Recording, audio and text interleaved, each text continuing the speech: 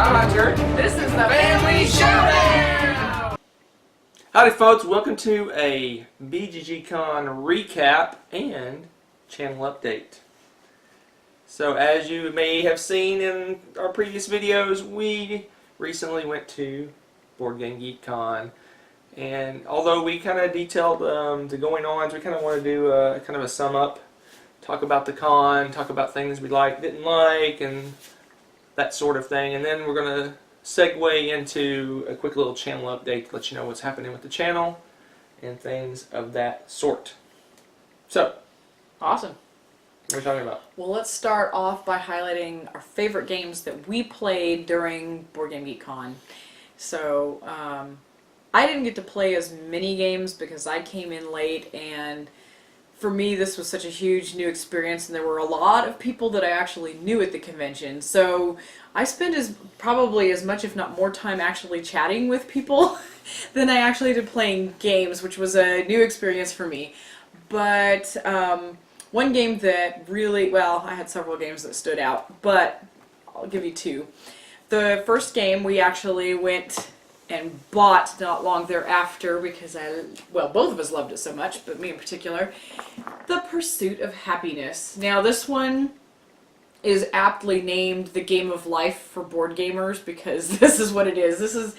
It's the game of life, but it's got meat to it, and it's got, you know, worker placement and planning and all this stuff, but you're still going through life and you're planning your career and having a relationship or not having one, and deciding if you want to collect things or go do things or accomplish things. Do you want to be a person that only works on charities? You can go and do all this crazy stuff, and it is all there in the game, and it's really fun. And so I would definitely tell you to go and check this out if you're at all interested in nostalgia and a nice little modern kick to it. Yeah, it's got that game of life feel to it. Yeah. The kind of the cycle of your life of, you know, getting a job and going out and school. collecting stuff and building a family and all that. But on top of that, there's this layer of worker placement and resource management and card selection, and it's got some depth to it but it also got that humor of the game of life kind of mixed in with it. So it's just a really good game. I enjoyed it quite a bit. It is. It's really awesome, and I gotta say, just already from playing it, obviously our copy is still in the shrink, but we enjoyed it so much. This is going to be on my top 100 list. I mean, no doubt about it. I didn't say where. Spoilers. But I'm just telling you, that's how much I love this game. This game is awesome. That's a really good one. Pursuit of Happiness. Well, the game I want to highlight, I did enjoy this one quite a bit. It's probably my second favorite I played at the convention. Okay. But my favorite was the Oracle of the Delphi. Oracle of Delphi? Oracle Delphi? Delphi? Oracle? This is Stefan Feld, like I said in one of the other videos, this is Stefan Feld kind of turned on its head. It's not a point salad, get as many points as you can kind of game. This is a race game. You're trying to accomplish 12 objectives as quickly as possible, and you got some kind of card play and resource management and all kinds of action selection and all kinds of things. And special powers, each person has a little bit of a special power, and it's just got a lot going on for it, but it's not a game where you keep score. It's a game where you have to accomplish tasks, and the first one to do that wins the game. So it really, towards the end of this game, it really felt like a race. It's like you're trying to maximize your play to accomplish as many tasks as you can as efficiently as possible. So it's really it's not, if you didn't, Stefan Feld's name wasn't on this, I wouldn't think it was one of his games. Wow. It's completely different than any of his I've played so far. But we played pretty much the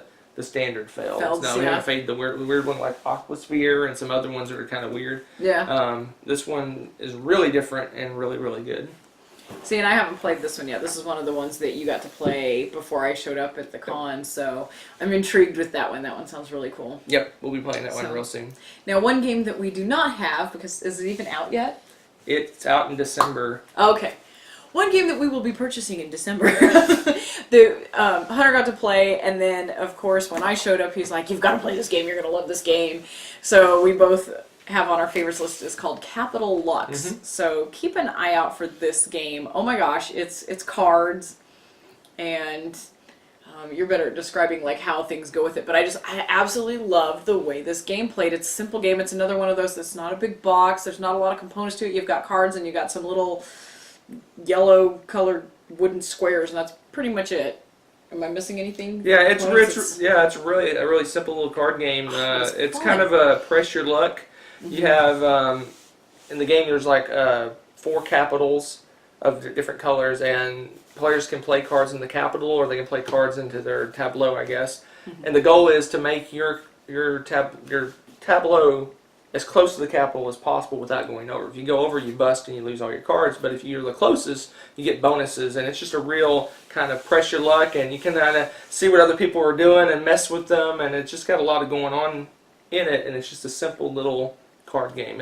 And Mr. Garcia, Z just did a review over on the Dice Tower. And oh, cool. So go check that out. I strongly encourage you to go over and look at that, because if you like card games, simple little card games, this one is simple, but it has some meat to it. Yeah, and I think it's great, too, because both players can affect how the capital ends up. So you can go in there and you're like, I know he's going to be pulling some cards out later, so I'm going to just throw a whole bunch of extra ones on there that you can't possibly take away in time or something. I mean, there's just a lot of fun, different things you can do to mess with the other player while you're trying to balance out your stuff. Really fun.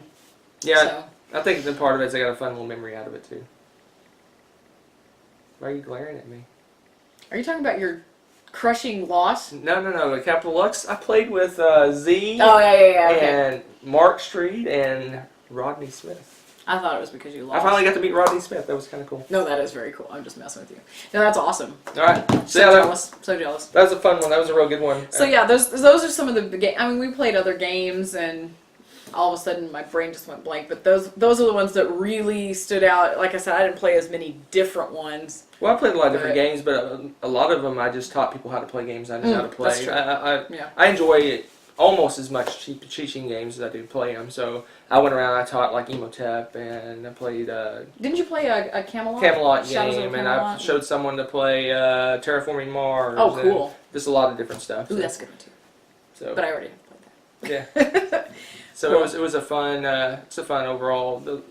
Like I said, I didn't play a lot of new games, but it was a great experience. It's cool to teach people new games and see little light bulbs go off when you figure out how to play, and it's just cool to do that. Apparently, I suck at teaching board games. I'll stick with teaching. You taught one game. Tumbling dice. That's hardly a complicated game. All right, what's next on our little agenda? We were going to talk about just the difference between, like, especially for you, going last year to BGG Con just as a regular con goer, basically, versus this year as actually being part of the Dice Tower. Yeah, it was. What I'm starting to understand more about conventions is that I'm seeing why people hang out with people they know. I mean, it seems like everybody should branch out and play with each other, but it's just so convenient to be able to, okay, I have an hour, I need to play a game, boom, get some friends together and play. And it seems like the more we go to conventions, the more people we're meeting, the more people we know, the easier it is to jump into games. And I can see why people, it's not really clicks, but it's just easy to play with people you know. Well, and like in our case, with probably the vast majority of people that I got to play with at the con, that's the only time I get to see these people. Like I finally got to meet Mark Street, which is awesome, and I didn't even get to play a game with him. You got to play a couple of games with him. But it was so cool to actually just sit and chat with him, because he's up in Colorado and we're in Texas, and like the Dice Tower crew, it's really fun to just go. I spent a lot of time we were just hanging out and chatting, because that's the only time we actually get to see people. I mean, we work on Blender, but it's all over the internet long distance, so it's not like we just call everybody up on the phone and chat, or go to the game nights or something. So I can see where people might think it might be a clicky thing, but it's just, you have your con friends, the people that you meet there, and there are so many people. I was overwhelmed with how many people are at BGG Con. Like meeting your coworker there and her husband, I thought that was cool. And to be able to go and do something like that, that's not something, I mean, we don't have game nights with them. We don't, well, outside of work, do you ever see them? Yeah, so, it's just stuff like that I think was a really fun experience. Yeah, so where I was going with that is that last year it was just me and my Oh, best that's true. friend, and I That's true, I didn't yes. hardly know anyone else. So, That's true. So we ended up playing a lot of games just with us, or we just did pickup games with Mm. just random people. And those are kind of hard to find, and you gotta kind of, if it's a bunch of new people, it's kind of hard to slog through the rules and learn the game Oh, yeah. together and stuff like that. It just seems like I had more to do. I was busy. I had things going on.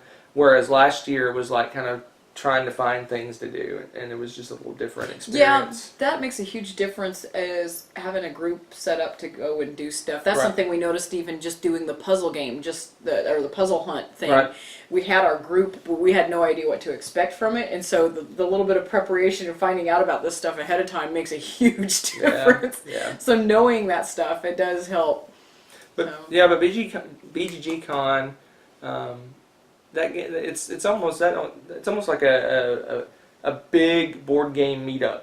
I mean, it's just a big group of people coming together to play games. There's really the events are kind of in the background. I mean, there's some good events. There's the If you're charity there- auction and yeah. the poker and the puzzle hunt, and there's things to do. But for the most part, it's just people getting together to play games. And it's a timing thing too, because the first game I actually got to play at the convention too, we were actually wandering around getting ready to do something. We didn't have anything definitive yet, and people were looking for someone to help finish, round up their game so that they could play a full number of people for their Right. game.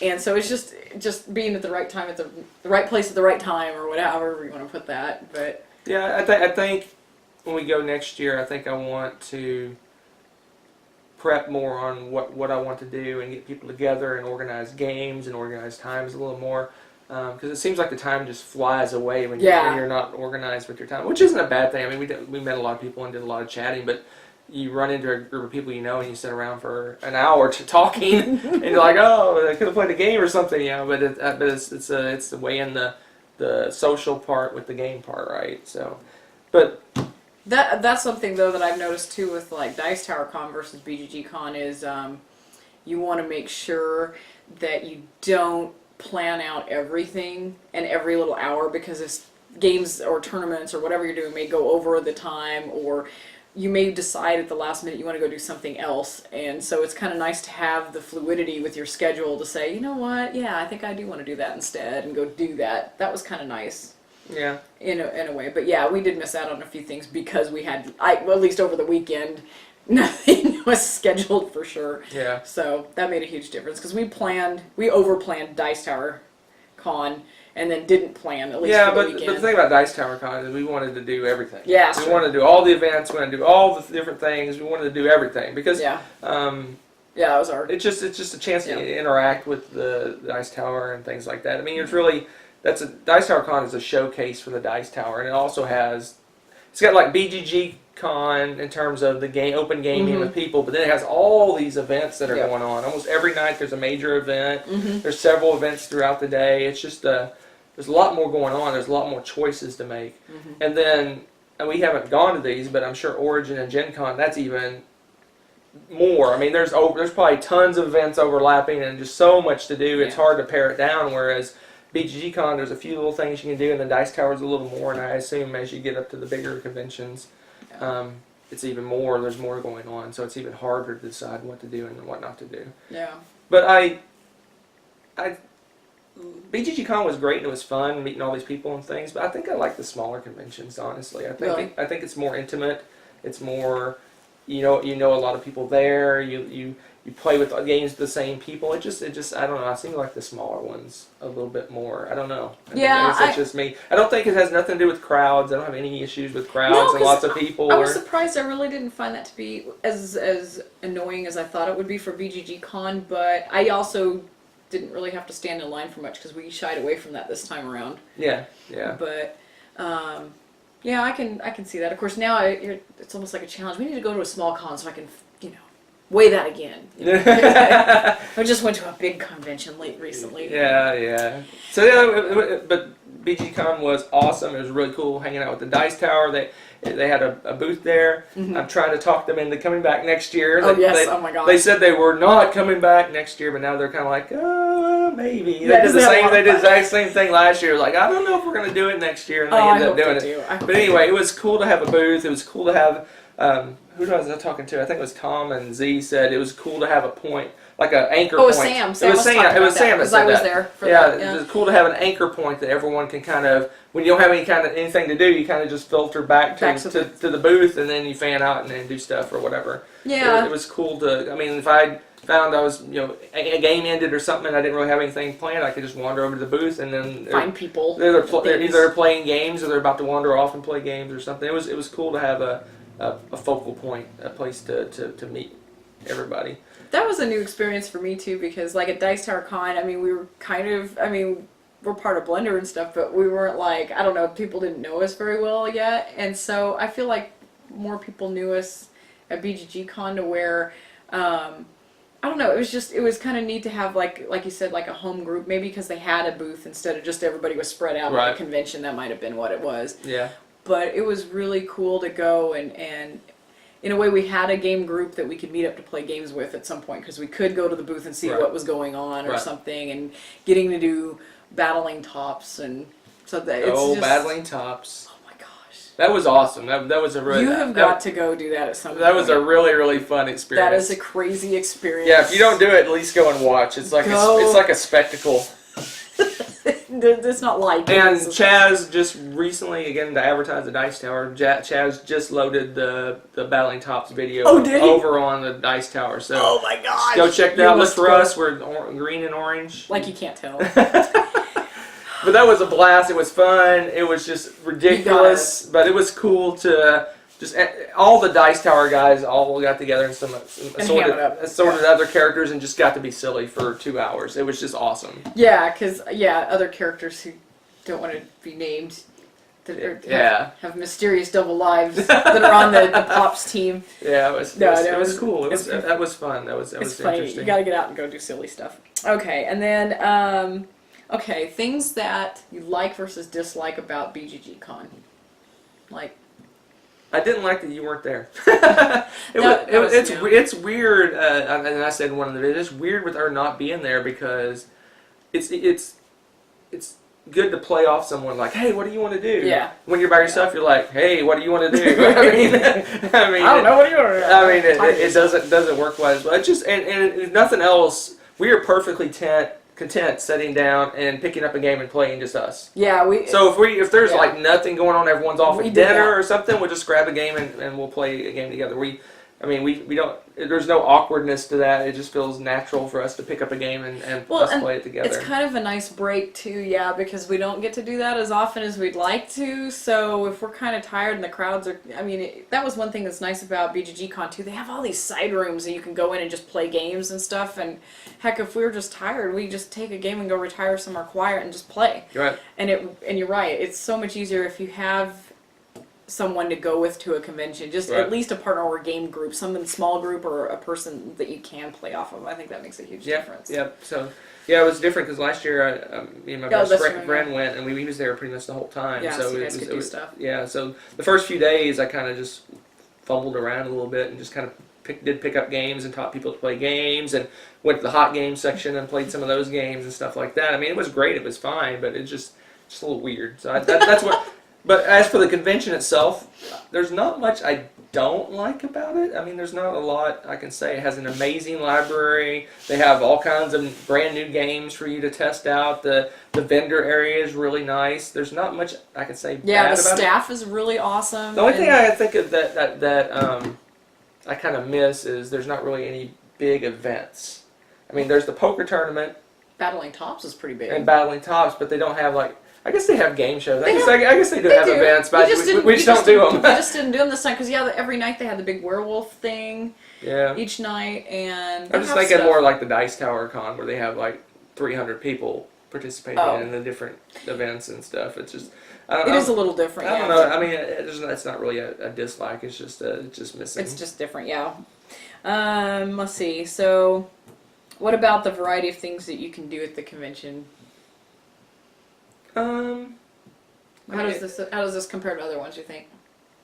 I think the vendor area. I mean, we've only Vendor been to the only cons I've been to is Dice Tower Con, BGG Con, And Falls Con, and West Texas Con, and then other comic book conventions which aren't board game related. But I haven't been to any of the really big ones. But I don't know. I mean, they're all a little bit different, I guess. Yeah. That's what I was thinking. It has a really good variety of things to do. Yeah, BGG Con. I mean, It's about playing. It's mostly about playing and getting, and you can have that chance to go and see new games and buy new games if you want. But you don't have to go into that area. I mean, it's all in different halls. Yeah. So if you just want to sit, I mean, and it play has a games, nice vendor area, a nice library. It has events. It has tournaments. It has a little bit of everything. It has a little bit of everything for everybody. Yeah. So it's an awesome convention. You should go to it. There you go. Things that we missed. Oh, I can add to that one. We were like things we missed. Things we missed at the convention. Yes, I know exactly what it was this time because you told me straight up. You're like, we're gonna spend all day Saturday doing demos. There's all these games. Yeah. We didn't do a single demo. We didn't do a single demo. Well, unless you count, we sort of sat down and played Onitama. Yeah. I don't know if that. Well, I guess it was kind of a demo, Yeah. but we just sat down and played because we were pretty sure we were going to buy it. So. Yeah. So I guess that counts. But other than that, like we kept eyeballing Feast for Odin. We walked by it 47,000 times. But every time it was someone playing. Yeah. It. The only way we probably could have got a demo of that if we just sat there and waited until You done with that? until You the done people with that? until the You people done with demoing it. I got enough to get an idea of what it's about and kind of get a feel for it, but. Yeah. I don't. As amazing as it looks, I don't know if we need another big, heavy UA Rosenberg game. It's UA Rosenberg? I guess. I think, isn't it? Then we probably need it. Isn't it? I'm pretty sure it is. He's like one of my faves. We may have to do a top 10 game designer people. Top game designers? Yeah. Maybe. Anyway, yeah, so we didn't do a lot of demos. It's just because they were... I guess the number of demos available to the number of people who were at this convention was I mean, there was a lot of demos, but there was almost always people sitting there, and there was people standing around and waiting. And it's like, oh, I'm not waiting in line. Do I want to wait forever to do? So I just mostly just went in, grabbed a rule book, kind of thumbed through it, and kind of looked at what was going on and got a feel for it. Yeah. But yeah, we didn't really do demos, but I don't know if it just feels weird justifying standing there maybe an hour waiting. And then spend another half hour to an hour playing. If it's a game you think you're really dying to get, maybe. Yeah. But yeah, if you're just like, oh, I wonder what this game's like, I'll just wait. Yeah. I don't know. I don't feel the intense pressure to get that brand new game out. I mean, I think Pursuit of Happiness is what, a year old or more now? Whatever. It's awesome, and I'm happy to get it now. Yeah. It's like a new game to me. So anyway, yeah. Okay. All right, let's crank it up. Crank it up. Games we bought. Oh, you saw the picture in the. Yeah, we already showed them two big ones, Delphi and Pursuit of Happiness. We got, what else did we get? We showed you the picture. We showed them the big picture in the I last got the video. expansions for Village, Only We gotta play those soon. We got, I think that's all we bought. We got a bunch of free games too. We got a ton of free games. That was pretty awesome. Yeah, so the big, this is the big, and Fuji Flush. Yeah. Fuji Flush. Delphi and Pursuit of Happiness are the two big ones. Yeah. We got. No. And then, let's see, games we plan to buy. Oh, you wanted me to put that because... There's only really two that are really on my radar, and that's Capital Lux for obvious reasons, and Great Western Trail. Uh-oh. Yeah, so we talked about it. The bug. We talked about, I think it's Stephen Bonacore talked about it. Basically, Terraforming Mars sold out in like 12 minutes, and Great Western Trail sold out in like 20-something minutes. So basically the doors opened, and there was people, like you saw if you watched our video, there's people in line to get into the thing, and they went straight over to Stronghold Games and got in line, and the people that they just sold out almost immediately. He had like, I want to say 50 or 60 copies of each, and they were gone as fast as they could check people out. I was standing there watching, and I'm like, and when they were done, the line finished, there was like 2 or 3 Great Western Trails left. I'm like, do I want to get it? Because I really haven't researched it that much. And then I went and, after it sold out, I went and watched some people playing it in the demo area, and I'm like, oh, I should have bought it, because it's really cool. Ooh, it's very a cool exciting. It's a cool one. It's another heavy Euro game that, yeah. So if someone's shopping for Christmas for certain people. Oh, hey. That might be something you might want to think about getting. Yes, your unboxings are such a huge surprise. The 2 games that he hasn't bought yet. Okay, and then so games we plan to buy. Okay, now we're done with BGG. Yeah, Hope you so enjoyed it, so Spencer. so to kind of I guess sum up is It's awesome. It's awesome. It's a fun time, Don't do but I think going into next year we need to prepare a little better for some things. Like A substitute. a substitute would be good. I didn't She's say a teacher. Yeah, if you don't know that. Substitute. Substitute. That's not likely. Plan out time better. Like put buckets of time. Like we're going to do demos during this time. Okay, forget it. So we're gonna just wing it. Don't do the puzzle hunt.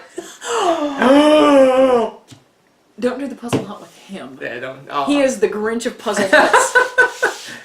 That was brain melting. I want to do that more now. I'm like, "Urgh." Yeah, I do it again. But I want a laptop. I want writing utensils. I tape want and scissors. I want an abacus. I want the what's that IBM computer that talks to you? Watson? Is that what it's called? Watson. I want Watson sitting next to me. Watson is my team. Me and Watson will be a team. You know what? We solved stuff too. We saved people. But anyway, BGG Con was awesome. If you haven't checked out our videos, please check them out. And now we're going to move on to a quick, fast channel update. Consider yourself updated. See you later. No, just kidding. Before we